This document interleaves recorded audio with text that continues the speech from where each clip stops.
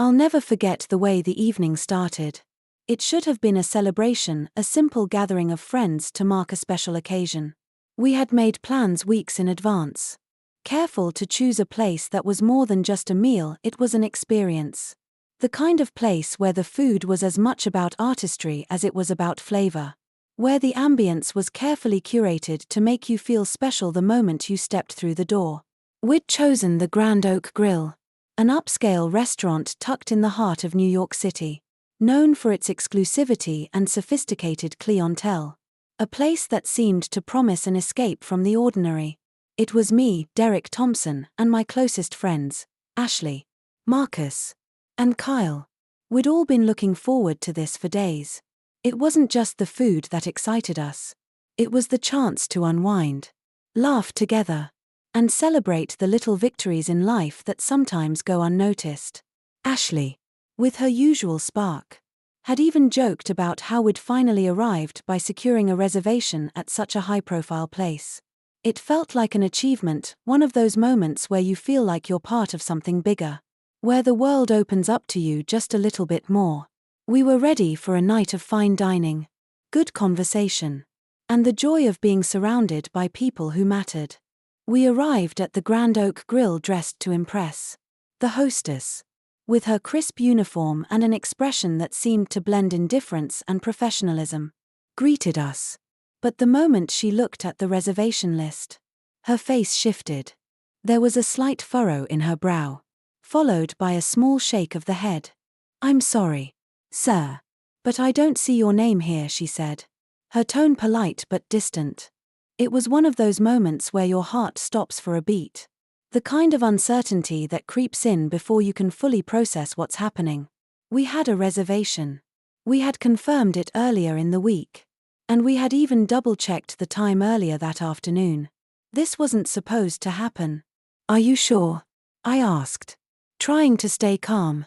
"We confirmed the reservation just this morning. My name is Derrick Thompson." I offered a polite smile, hoping to make the situation better. The hostess glanced at her list again, then back at us. "No. I'm afraid there's nothing here. We're fully booked for the evening. Perhaps there's been some kind of mix-up." She offered the kind of smile that almost felt like an apology but also seemed to carry a subtle, unspoken judgment. At this point, Marcus and Kyle were already exchanging looks. They knew what this felt like. It was the kind of dismissive attitude that, all too often, we had come to expect in certain spaces, places where we weren't seen as regular patrons. Where the sense of entitlement in the air wasn't just about the money you spent, but about the image you projected. This was one of those places. The manager appeared moments later, confirming what the hostess had said. He was smooth, dressed in a perfectly tailored suit, and his smile was one of those forced grins that didn't quite reach his eyes. He assured us that the restaurant was full and that they couldn't accommodate us. "We can offer you a table in the bar area," he suggested. But it was clear from his tone that it wasn't a real offer, it was just a polite way of pushing us aside. The message was unspoken. But we all felt it. We didn't belong here. I looked around, feeling a wave of humiliation wash over me. The restaurant was buzzing with energy, filled with elegantly dressed guests who seemed to move through the space with an air of effortless entitlement. The whole atmosphere felt like a club that we weren't invited to. I glanced at Ashley, who was trying to keep her composure, but I could see the hurt in her eyes. Marcus clenched his fists at his sides, and Kyle's jaw was tight with frustration. I stood there for a moment, trying to make sense of what was happening. We had followed all the rules, done everything right, and yet, here we were, treated like we were invisible. The sting of it wasn't just about the reservation, it was about the deeper feeling that we were being excluded. That our presence wasn't welcome. That we didn't fit the profile of the people they wanted to serve. That was when it hit me. This wasn't just a misunderstanding. It wasn't about a reservation being misplaced. It was something more personal. It was about who we were, the way we looked, the way we dressed, the way we moved through the world. We weren't the kind of customers that fit the image of the Grand Oak Grill. In that moment, I realized that the incident was about far more than just a dinner gone wrong. It was a reminder of the invisible barriers that exist, even in the most polished, expensive places. I felt angry. But more than that, I felt small. I could see it in my friends' faces too, the resignation in their eyes, the familiar ache of being marginalized. We were not just disappointed. We were humiliated. I tried to hold it together, to keep my emotions in check. But as we turned to leave, I could feel the weight of the moment settling in. This wasn't just about the night we'd lost, it was about something deeper that we had been carrying for far too long. As we walked out, the door closing behind us, I realized that I had been given a stark reminder: the world, even in its most glamorous corners, was not as open and welcoming as it often pretends to be. But I also knew that this wasn't the end. The night had been hard, but it was only the beginning of something much bigger. The drive home that night was quiet. None of us spoke much as we sat in the car, the weight of what had just happened hanging heavily between us. It wasn't just the rejection from the Grand Oak Grill, it was the unspoken message that we didn't belong, that we weren't part of the narrative they wanted to tell. The experience felt like a wound. Something that had been cut deep but was too raw to fully process at that moment. We were still reeling when I got home. I was angry, no, furious. Not just because of how we had been treated, but because it wasn't the first time something like this had happened. It was just another reminder that no matter how much you strive to rise above, there are always invisible lines drawn in the sand. Ones you can never quite cross. But even in my anger, I knew one thing: this had to be shared. It wasn't enough to let it sit quietly in our hearts. If we didn't speak up, we were allowing the system to keep running unchecked. The next morning, as the coffee brewed in the kitchen, I grabbed my phone. Marcus and Ashley had already posted about the incident. They'd been quicker than me, already crafting their thoughts into words. Marcus, with his knack for eloquence, had shared his frustration, calling out the Grand Oak Grill for its elitist behavior. Ashley, on the other hand, had posted a series of powerful images showing her best attempt at a smile in front of the restaurant, captioned with the words, "This is the face of someone who was told they didn't belong." It hit me. Our voices, our experiences, they mattered. Maybe the restaurant hadn't cared about us that night, but the world was different. Social media was different. It was a space where people didn't have to hide behind the walls of privilege. A space where the truth could break free and reach others who understood. So, I picked up my phone and began typing. I had to get this out. It wasn't just about a dinner. It wasn't just about a reservation. It was about the larger issue of exclusion. The words flowed more easily than I expected. And before I knew it, I had filmed a short video. I'm Derrick Thompson. And last night, my friends and I were treated like we didn't belong at the Grand Oak Grill. It wasn't about the reservation being lost, it was about us being told we were invisible. That we didn't fit their image of what a customer should be. But here's the thing, we belong. I said into the camera. The video was raw, unpolished, but filled with the emotion I had been carrying since we left the restaurant. I posted it. Within hours, the response was overwhelming. The comments flooded in. People who had experienced similar treatment shared their own stories of being turned away, of being made to feel small because of their skin, their clothes, their identity. Soon, the hashtag #NotAtOurTable began to trend. It wasn't just a call for justice for one group, it was a rallying cry for anyone who had ever been excluded. Celebrities, activists, and everyday people joined the conversation, amplifying the message. We weren't just speaking for ourselves anymore. This had become a collective movement, a declaration that we had a right to exist, to take up space, and to be treated with dignity. I watched the posts pour in, and for the first time that week, I didn't feel alone. The movement was growing, the conversation expanding. We were becoming part of something bigger. The anger I felt was slowly transforming into hope, a hope that maybe, just maybe, this time things would change. The days that followed were a whirlwind. What started as a single post, a simple call-out to an unjust experience, had snowballed into something uncontainable. The hashtag #NotAtOurTable was everywhere, from viral tweets to high-profile celebrities making their voices heard. The social media landscape was buzzing. But it didn't feel like just noise anymore. It felt like the beginning of something that could spark real change. I spent sleepless nights thinking about the best way to channel the energy we had created. At first, I thought we'd just share our stories and wait for the pressure to mount against the Grand Oak Grill. But as I scrolled through the thousands of comments, I realized there was something more powerful than just anger. There was an opportunity for us to lead, to create something bigger than ourselves. Something lasting. One afternoon, after seeing a particularly moving post from a woman named Carla who had shared her own painful experiences of exclusion, it hit me. We had the power to turn this incident into a movement that celebrated who we were, that made space for everyone to feel welcome, no matter their background, their race, or their financial status. We weren't just fighting to be acknowledged, we were fighting to show the world that inclusion was possible, that we could build spaces for people to connect, share, and learn from each other. The idea for the event came to me in a rush. What if we organized a gathering? A celebration of everything that makes us who we are. A place where no one would ever be turned away. I called up Marcus, and his excitement matched mine as soon as I shared the idea. That's it. Derrick, he said.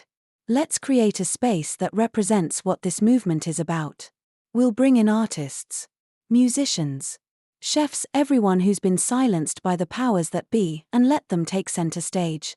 It's not just about fighting exclusion, it's about showing what inclusion looks like in action. It wasn't just about hosting an event, it was about creating a space that stood in stark contrast to the elitism we had encountered at the Grand Oak Grill. It was about building something that celebrated diversity, where everyone could come together and share a meal, a laugh, a song, and a story, regardless of who they were or where they came from. I shared the idea with Ashley and Marcus, who were both all in. We reached out to friends and colleagues, spreading the word and calling in favors. Jada, my wife, immediately offered her support, helping with the planning, connecting us to people who could offer resources, and calming my nerves whenever I started to feel overwhelmed by the magnitude of what we were attempting to pull off. Then, there was the question of the venue. We needed a space that felt big enough for our vision but also reflected the sense of authenticity we were going for. I wanted it to feel organic, not too polished, just a raw, real celebration of who we are. We found a converted warehouse in downtown, tucked away behind a row of shops. The building had that worn, industrial charm, perfect for what we had in mind. I remember standing in that empty space, my heart racing with the realization that this was it. This was where the future of this movement could be born. It wasn't going to be just one night, this was going to be a spark that would ignite something far more profound. We worked around the clock to organize everything, reaching out to chefs, musicians, artists, and community leaders. I felt like I was finally doing something with purpose. Something that wasn't just about righting one wrong but about changing the culture of exclusion that had plagued so many of us for so long. As the date of the event drew nearer, my heart swelled with pride, but also with a deep sense of responsibility. This wasn't just about a night of fun. This was about setting the tone for a larger conversation. One that demanded the world to look at inclusion through a different lens. And though I had never felt more alive, I also understood the weight of what we were trying to achieve. There was no turning back now. This movement had become my mission, and I would see it through to the very end. The night before the event, I found myself sitting on the couch, staring at the glow of my phone. The space we had secured was coming together beautifully, rows of tables adorned with vibrant linens, chefs prepping their signature dishes in the back, and musicians tuning their instruments. There was a buzz in the air that I could feel even from my living room. But as the excitement built, so did the weight of what we were about to undertake. I was nervous. But not just because of the logistical challenges ahead. I was anxious about whether this would actually make a difference. Would it be enough? What kept me grounded, though, was the one thing that had brought us all together in the first place: the dream of creating a space where no one would feel left out. No one would be turned away. This wasn't just about throwing a party, this was about creating a symbol of unity in a world that often thrives on division. It was about proving that people could come together, celebrate their differences, and find strength in their shared humanity. The next morning, Marcus, Ashley, and I met up early to finalize everything. As we checked in with the volunteers and set up the stage for the musicians, I could see the faces of the people who had poured their hearts into this event. Many of them had come from different walks of life, but they shared one common thread: an understanding of what it meant to feel excluded, to be overlooked simply for who they were. That's the real beauty of this, Marcus said, looking around at the people working tirelessly to make this happen. We're not just creating a space for food and music. We're creating a community. And that's exactly what we were doing. This wasn't just about a movement for the moment, it was about creating something sustainable. Something that would keep growing long after the event itself. We called it the Table for All, because we believed that everyone should have a seat at the table, no matter their race, class, or background. By the time the first guests started to arrive, the space was alive with energy, the hum of conversation, the laughter of children running through the rows of tables, the clink of glasses and the soft strum of guitars. There was a sense of belonging in the air. I stood at the entrance, greeting people as they came through, and I couldn't help but feel overwhelmed by the support. These weren't just friends and acquaintances, these were people who had joined this movement with open hearts, who understood that change could start with something as simple as breaking bread together. When I looked out at the crowd, my eyes found Jada's. She was helping with a group of kids in the corner, making sure they felt comfortable, making sure they understood the importance of what we were doing. I had never seen her more at peace. And in that moment, I knew that we were all doing the right thing. I took a deep breath and stepped up to the microphone. As the crowd quieted, I felt my heart race. But when I spoke, the words came easily. "This is just the beginning," I said, my voice steady. "We're not here to prove that we belong, we're here to show that there's always room for more. Every single one of us deserves a seat at the table. No matter who we are, where we come from, or what we've been through. Tonight, we celebrate that." The room erupted in applause, and I felt a profound sense of connection with everyone present. We weren't just fighting for inclusion, we were embodying it. And as I looked out over the crowd, I knew that this moment would be a turning point. This was more than an event. It was the start of a movement. The start of something far larger than any one of us. We were laying the foundation for a world where no one had to fight for a place at the table. And in that moment, I realized that this was not just about making a statement, it was about living that statement every single day. The days leading up to the event were a whirlwind. It felt as though time itself was speeding up. Every hour packed with new challenges and tasks that needed to be tackled. There were calls to be made, logistics to iron out, and more people to rally behind the cause. But despite the exhaustion that was beginning to set in, there was an undeniable sense of purpose in every step I took. This wasn't just another event, it was a statement. It was the moment we had been waiting for, the moment that would show the world that change was possible. One step at a time. The list of people I needed to contact seemed to grow by the minute. I was on the phone constantly, checking in with chefs, confirming music acts, making sure the venue was ready to accommodate the crowd we expected. Every conversation, every email, every meeting felt like it was pushing us closer to the vision we had dreamed up. I had to ensure that the space was not just physically prepared but that it was infused with the very essence of what the Table for All stood for: inclusivity, unity, and celebration of diversity. I spent hours with Marcus and Ashley, discussing the layout and flow of the event. We had decided to transform the space into something completely unique, a place where every corner could spark conversation, where every detail could convey the spirit of togetherness. I remember walking through the venue with Marcus, mentally mapping out where the food stations would be, where the musicians would perform, where people could come together and share stories. "This has to feel like home," Marcus said, his eyes scanning the empty warehouse. "It's not just about filling the space. We want people to feel that they belong here, to feel welcome." And so, every element of the design was intentional. The seating arrangements were communal. No one isolated in small groups. We made sure the lighting was warm and inviting, setting the tone for a night of connection. We decided to feature food from various cultures, representing the rich diversity of our community.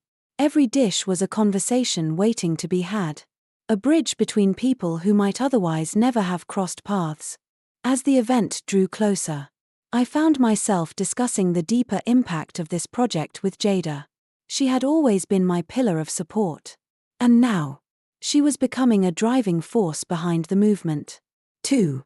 Over late-night dinners, we talked about what this event could mean for the future, how it could grow beyond one night and become something lasting.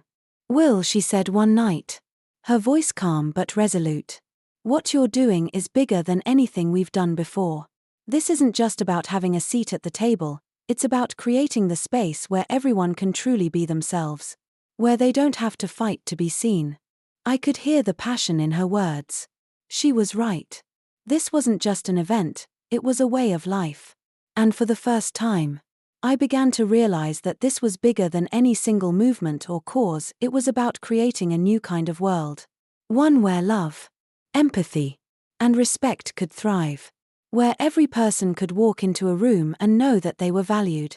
In the final hours before the event, as the space began to come together, I took a moment to reflect on everything that had led up to this point. The struggles, the obstacles, and, of course, the pain of feeling excluded. But it all led us here, to this moment of potential.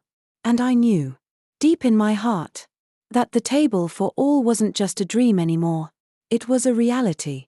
And soon, it would change everything. The night of the event finally arrived. And the energy in the air was palpable. I could feel it in my chest. The electricity of anticipation, of possibility. People had begun to arrive. And the space that had once been an empty warehouse now buzzed with life, conversation, and laughter. The tables were full. But it wasn't just the food that brought people together. It was the atmosphere. It was the feeling that something transformative was happening right before our eyes. Guests mingled freely, all walks of life gathering in harmony: artists, activists, chefs, musicians, each person bringing their own unique energy. As I walked through the crowd, I was struck by how natural it all felt. This was the vision we had dreamed of, a space where everyone was treated equally, where no one had to fight to be seen. Here, there was room for all of us to exist in our fullness. It was more than an event, it was a declaration that we belonged. All of us. In this world and at this table. I stopped for a moment by one of the food stations, watching a group of people excitedly share their favorite dishes. There were no lines dividing them by race, or class, or background. They were just people, connecting through food, through music, through shared experience. This was the essence of what we had envisioned, the breaking down of barriers, the creation of something new, something that hadn't been done before. "Will, this is incredible," Marcus said, his eyes wide with awe. I could see that he was deeply moved by what we had managed to create. And it made me smile. He had been with me every step of the way, through the long hours of planning and organizing. And now, to see the fruits of our labor in full swing was overwhelming. I could hear the music from across the room, the sound of a jazz band playing a soulful tune that seemed to capture the spirit of the evening. People were swaying to the rhythm, some clapping along, others just soaking in the moment. The musicians, people who had given their time to make this event even more special, were the heartbeat of the night. And their performance was a reminder that culture is not something to be hidden or diminished but something to be celebrated. As the evening wore on, I found myself moving through the crowd, exchanging stories with people who had attended the event. Each person had a unique perspective on what this space meant to them. Some spoke of their past struggles with exclusion, others of their hopes for a more inclusive future. The common thread, though, was the sense of belonging. It was clear that this night was bigger than any one person, it was a collective experience. A shared vision for a world where we didn't have to fight for a seat at the table because there was enough room for everyone. By the time I took the stage to speak, my heart was full. I had never felt more at peace with what we were doing. This wasn't just a celebration, it was a turning point. We were proving to the world that change was possible. That inclusivity was not a distant dream but something that could be realized in the here and now. Standing in front of the crowd, I spoke from the heart. I talked about the importance of community, about how we were stronger together, and about the power of love and empathy. This event wasn't just about us, it was about everyone who had ever been told they didn't belong. It was about changing the narrative, shifting the conversation from exclusion to inclusion, from division to unity. As I finished speaking, the room erupted in applause. It was a moment of triumph. But it also felt like a new beginning. The table for all was not just a one-night affair, it was the start of something much larger. Something that would continue to grow, to spread, to inspire. I felt an overwhelming sense of gratitude, knowing that we had set something into motion that could change lives, that could heal wounds, that could bring people together in ways we never thought possible. The event was a resounding success. People were still buzzing with excitement as they left the transformed warehouse. A place that had been nothing more than a cold, industrial space just days ago. Now, it stood as a symbol of what was possible when a community came together with a single purpose, to create a space where everyone truly belonged. It wasn't just a celebration of diversity. It was a testament to what happens when you make room for everyone at the table. Literally and metaphorically. As the night came to a close, I couldn't help but feel overwhelmed by the emotions swirling within me. There were moments throughout the evening when I stopped and looked around, taking it all in. The laughter, the conversations, the connections being formed right before my eyes. This was what it was all about. This wasn't just about proving a point or making a statement. It was about people finding community, about realizing that we were not so different after all. No one was being judged here. No one was being excluded. It was a true reflection of what the world could look like if we just allowed ourselves to embrace the beauty in each other. I was surrounded by friends, activists, artists, chefs, and musicians, all of whom had come together to make this event possible. But as I stood in the center of it all, it didn't feel like a single group had accomplished something. It felt like we had accomplished something. The energy in the room was collective, it wasn't mine to own. It belonged to everyone who had made the choice to show up. Jaden, my son, was beaming with pride as he shared moments with some of the younger guests who had attended. I could see that this event, this movement, was going to have a lasting impact on him, just as it had on me. He had seen the power of what we could create when we dared to challenge the status quo. When we stood up for inclusivity and acceptance. Tina, Jason, and Derrick, my closest friends who had been with me every step of the way, stood nearby, taking in the magnitude of what had been accomplished. It had been their voices that first spoke up, their courage that helped ignite the spark. But now, as the night unfolded, it was clear that we had all played a role in turning that spark into a blazing fire.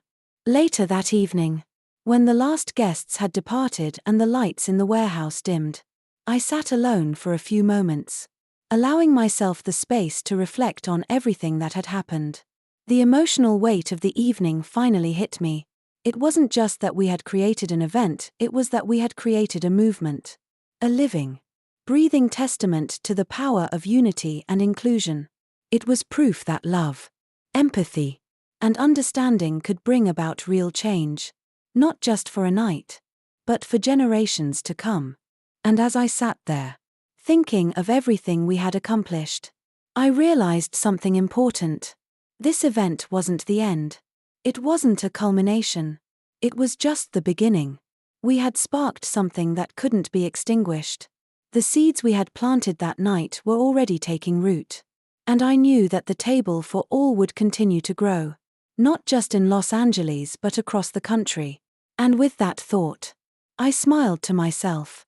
This was only the first chapter of a much bigger story, and I was proud to be a part of it. The night after the Table for All event was unforgettable. But it didn't take long for the world to shift in ways we couldn't have predicted. As we basked in the success of our gathering, the ripples of our movement began to reach further than we had imagined. People were still talking about the event, the way it had brought people together, defied expectations, and created a space where everyone truly belonged. And then, there was the inevitable fallout from Eminence Dining. It didn't take long for the story of what had happened at the upscale restaurant to gain even more traction. The public began to scrutinize the incident that had sparked everything in the first place.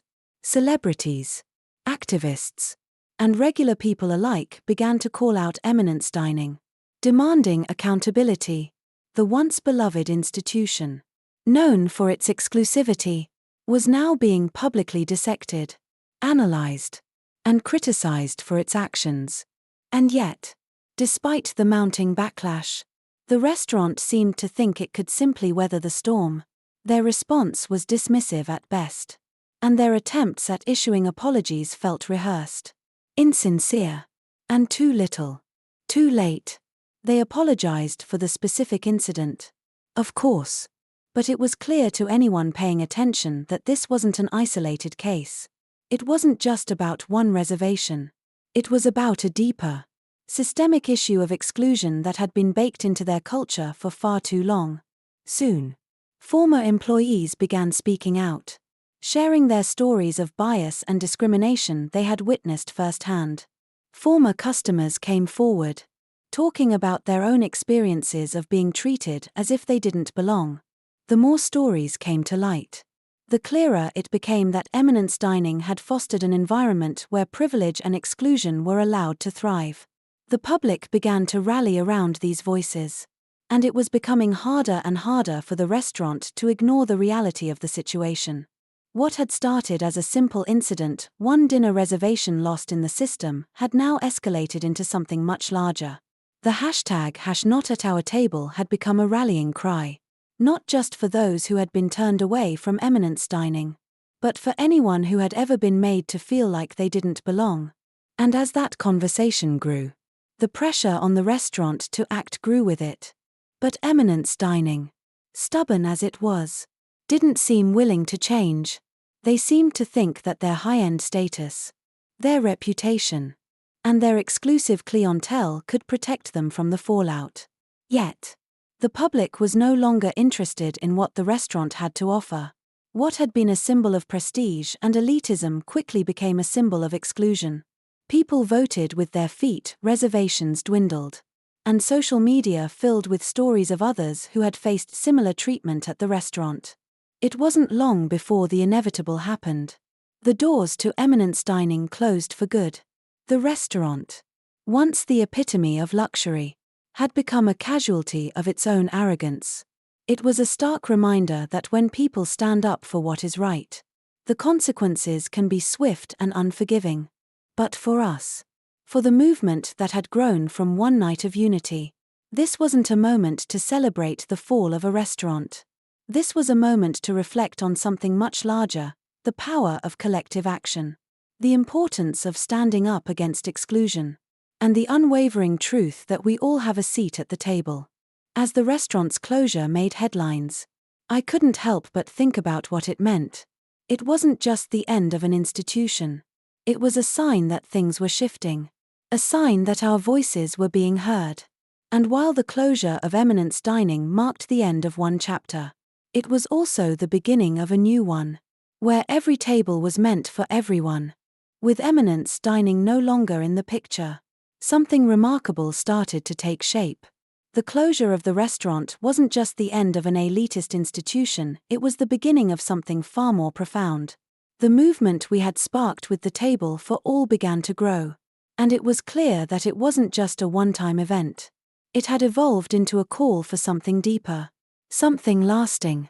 At first, the conversations around the table for all stayed confined to Los Angeles. It felt good to know that our small gathering had left such an impact in our city. But we knew that our vision couldn't be contained to just one place. As the movement gained momentum online, it was clear, people from across the country, from all walks of life, were ready for this kind of change. They were ready for a world where everyone truly had a seat at the table.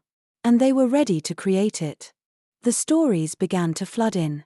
People were reaching out from places I never expected: New York, Chicago, Miami, and even smaller towns where the idea of inclusivity felt like a distant dream. It was clear, the fight for belonging wasn't just a big city issue. It was a universal need. One that transcended geography, race, and background. What started as one event in a converted warehouse had sparked something much larger, a nationwide movement. People were organizing their own community dinners, each one echoing the same values of inclusion, empathy, and unity.